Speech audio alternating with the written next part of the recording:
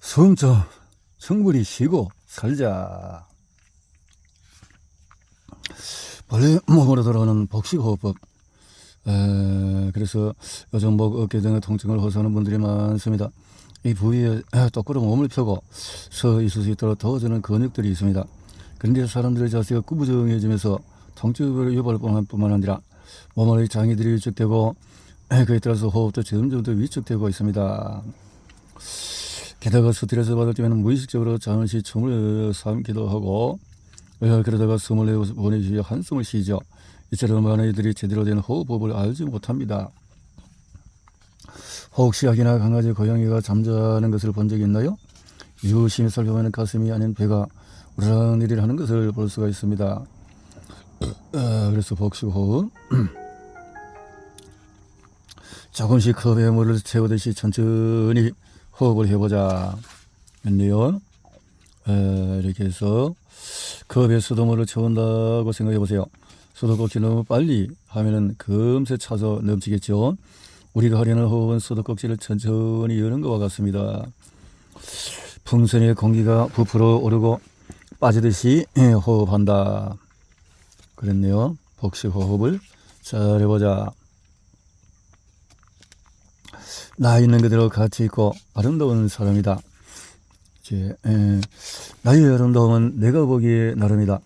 내 속에 존재하는 색안경, 신경성 식욕 고진증이라고 들어보셨나요? 거식증이라고도 불립니다. 이는 살찌는 것에 대한 두려움 때문에 음식을 섭취를 과도하게 제한하거나 하는 것들이죠. 제가 정신과 수련을 한 또 대학병원에 이런 것에 섭식장애 병동이 따로 있었고 그들이 하는 내 허벅지가 너무 굵어서 싫어요. 나는 살이 빠졌으면 좋겠어요. 같은 말을 들으면 정말 귀를 의심합니다. 그런데 실제로 그들을 자신의 모습을 실제보다 훨씬 더 뚱뚱하다고 인식하고 있는데 나바남에게 다른 기준을 적용하는 더블 스탠다드 신경성 정식욕 고진 환자가 자신의 체형을 어떻게 인식하는지에 대한 흥미로운 실험을 하나 더 소개해 볼게요. 우리가 어떤 현상을 인식한다는 것은 어떤 것일까요? 시각, 청각 등의 감각기관에 자신에게서 해석할 때 더 진한 색안경을 쓰게 됩니다. 이렇게 우리는 주관적일 수밖에 없는 내의 해석 과정 거치기 때문에 현실 있는 그대로 보기가 어렵습니다. 우리 사회에는 오히려 나는 못난 사람이다 라고 생각하며 살아가는 사람이 많은 것 같습니다. 한 번은 이렇게 내가 믿는 것을 통해서 해석되는 세상. 제가 30대 중반 되었을 때 아마 제일 날씬했던 시절인 것 같아요. 그런데 이제 어느 날 친구들이 만나서 맥주를 마시고 놀다가 화장실 가는데 저 옆쪽에서 원빛을 입고 걸어오는 늘 날씬한 여자가 보이더라고요. 저야 엄청 날씬하고 예쁜 이라며 살짝 부러워했던 찰나 좀 더 가까이서 보니 그 여자는 거울 속에 비친 저였습니다.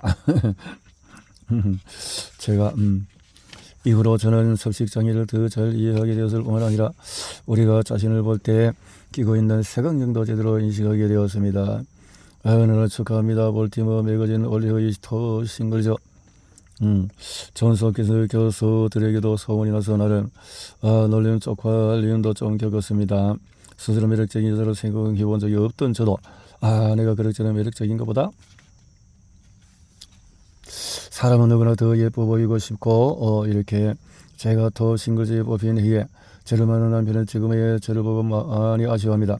사실 저뿐만 아니라 50대 중반이 된 남편도 나날이 쇠약해져가고 있는데 그렇지만 우리는 서로를 있는 모습 그대로 사랑하기로 했습니다.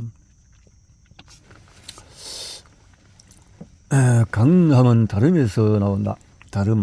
다르게 살 권리. 2020년 베이징 열린 에서 마라톤, 승마 등등 워낙 종목 저기서 엉뚱한 상상을 해봤습니다. 대한민국 사람들이 좋아하고 잘하는 것이 전 국민이 그것을 한다면 어떨까요? 전 국민이 한다면 아마 그러면 분명히 강국이 될 것이다. 김연아 선수 같은 사람이 국민적인 영웅이 되겠죠. 그런데 배구 여자의 김연경 선수 같은 사람은 어떨까요? 김연경 선수가 그 체격으로 피겨스케이팅을 하는 상상만 해도 좀 난감하죠. 여하튼 모두가 한정어만 해야 한다면 그 종목 강국은 될지언정 절대 올림픽 강국이 될 수는 없을 겁니다. 다양성이 필요하다.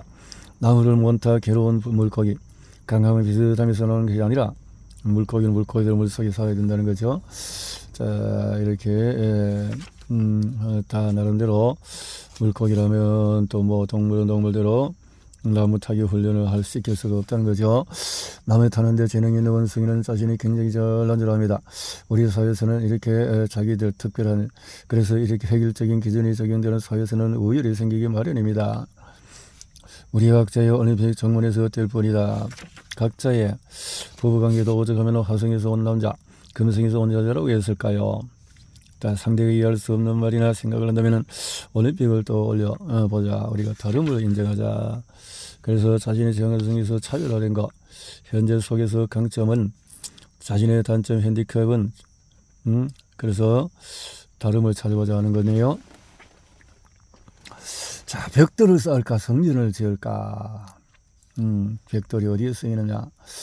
나는 왜 이 세상에 태어났을까요? 우연일까요? 태어난 지 4년 만에 출생신고를 한 딸. 먼저 제 출생의 비밀을 알려드리겠습니다.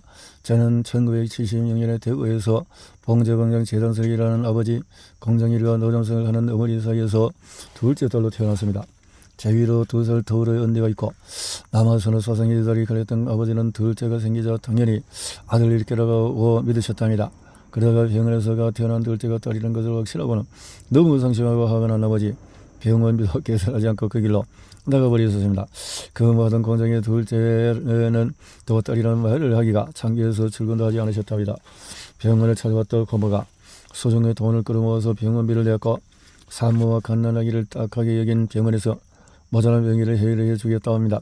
성인이 된 지금 가족관계 증명서인 호적 등본을 발급받은 적이 있는데 제 이름이 호적에 등록된 연도를 살펴보니 1980년이었습니다. 태어난 지 4년이 지나서 출생신고가 된 것입니다. 그것을 처음 알았는데 출생연도 1976년이 아니고 75년으로 잘못 기록되어 있고, 예전에는 영아 사망률이 높아서 1년 정도 기다려 출생한 일이 있었다지만 저는 어째서 4년이나 정확한 이유는 알 수 없지만 원치 않았던 존재였던 것은 사실인 것 같다. 삶의 방향과 목적을 좌우하는 지는 저와 달리 제 남편 잘은 모르지만, 그래서 상품처는 사람의 등급을 나누다 마치 칸별별 더위에 놓인 상품들이 등급별로 나누어지듯이 남들보다 우열이 되겠다는 최고가 될 것인가 의미를 찾아서 의사가 되고 싶다며 저에게 조언을 구하러오는 여러 학생에게 저는 왜 의사가 되려 하는지 묻곤 합니다. 이유가 근익고 수익도 안전, 학생이 등등. 그래서 노벨상에 언급한 의사가 이런 여러분이 환자라면 노벨상을 받고자 끊임없이 노력하는 의사의 또 환자의 고통을 하는 최선을 다하는 의사 중에서 어느 쪽을 선택할 건가요? 노벨상 학자. 경쟁에서 이겨서 최고가 되는 것이 목표인 사람이 가진 또 다른 맹점은 남들과 협력하기 어렵다는 점입니다. 협력하기 어렵다. 자신보다 더 뛰어나거나 앞서가는 사람을 경계하고 견제하기 때문이죠. 그런데 격변하는 그렇지, 이것이 문제라는 거죠. 경쟁사회 속에서 내적인 동기가 가진 거대한 힘. 요즘 아이들에게 책을 읽는 습관을 들이고 싶은 부모님들이 많습니다. 첫 번째 그룹은 아이 스스로 재미있는 책을 골라서 읽게 하고, 다양성 이 밖에 여러 다른 실험에서도 내적 동기가 외적 동기보다 더 강력한 흔들리게 된다는 것이 이미 잘 알려진 사실입니다. 최근에 한국 청소년을 대상으로 한 학교 폭력과 성폭력 예방 교육을 프로그램을 살펴본 적이 있습니다. 사회의 전반적인 문화와 교육 풍토가 이렇다 보니 내적 동기가 어떤 것인지 3명의 벽돌공 이야기를 들어보셨나요? 여러 가지 버전이 있는데 그 중에 하나를 소개한 1966년 일어난 대화재 때문에 영국에서 건물이 저점이 되었고 당시 가장 중요하게 여겼던 세인트폴 대성도 불이 타버렸죠. 첫 번째 사람은 저는 벽돌공이에요. 식구들을 먹여 살려야 하고, 두 번째 사람은 저는 집 짓는 사람인데요. 또 세 번째는 저는 하나님을 모실 성전을 짓고 있어요. 내적 동기는 그 행위 자체에서 오는 의미, 호기심, 성취감. 외적 동기만 강조했을 때 일어나는 회해, 승진한 경험이 있으신가요? 그 기쁨이 얼마나 지속이 되던가요? 명상과 마음 근력 향상 운동, 소통 능력, 회복 탄력성, 등을 연구하는 연세대 김주환 교수님의 책 내면 소통 이런 내용이 나옵니다. 내면 소통 읽으셨네요. 내면 소통. 우리는 이기기 위해서 온 것이 아니라 그래서 이런 네가 보았던 것보다 더 좋은 세상으로 만들고 떠나라. 인간에게 그 내적인 동기로 작용하는 것이 의미라는 것이지.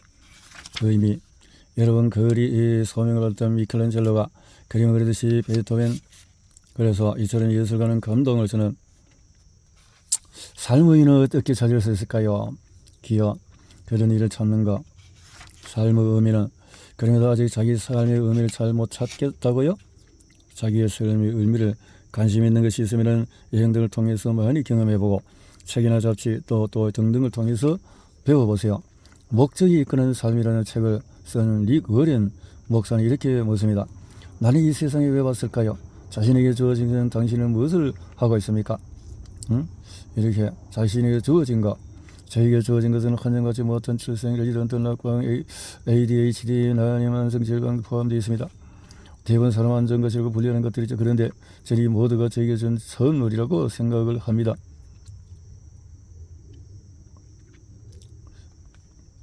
그러니까 실제로 이런 점들이 저를 더 성장하게 했다.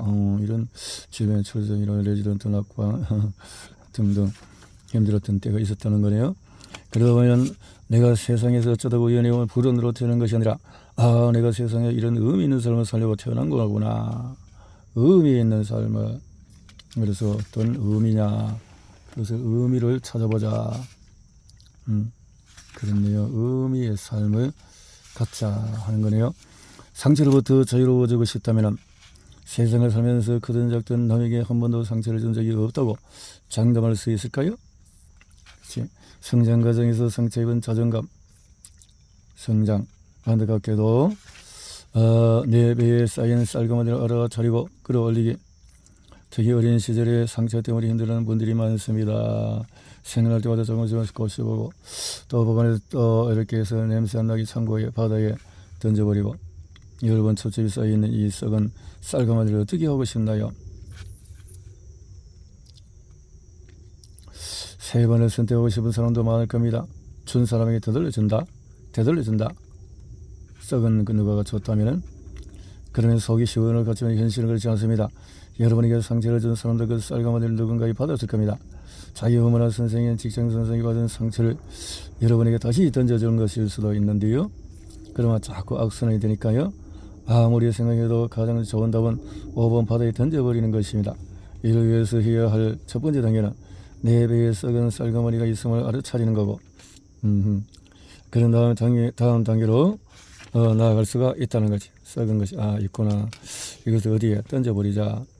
이렇게 내게 상처를 주던 사람이 이미 세상을 떠나 만날 수 없거나 하면은 그래서 쌀가마니를 바다에 떠보내기를 그래서 상대를 용서하는 것을 한다는 거죠. 용서. 감옥은 밖에 있는 것이 아니라 내 안에 있다. 감옥. 그래서 이제 좀 가벼워졌나요? 상대를 노려보면 나한테 그렇게 상처를 주다니 잘 되나 보자 하는 것이 내 인생에서 아무런 도움이 되지 않습니다.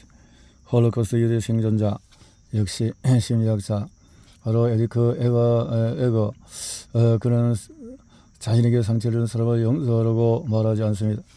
상처를 넣어보내고 자유로워지라 라고 합니다. 미국으로 건너갔고 수용수습을 얻었지만 과거의 기억에 매여 살았고 나는 과거의 상처 미움 그렇게 해서 에거 박사가 쓴 두 권의 책 제목 선물 기프트 감옥에서 탈출했습니다. 아우슈비츠에서 고통과 선물 인정하고 생각을 하고 툴툴 털어버렸다는 거네요. 내 인생에 그것이 나에게 성공의 마인드가 되었다. 그렇군요. 던져버리라.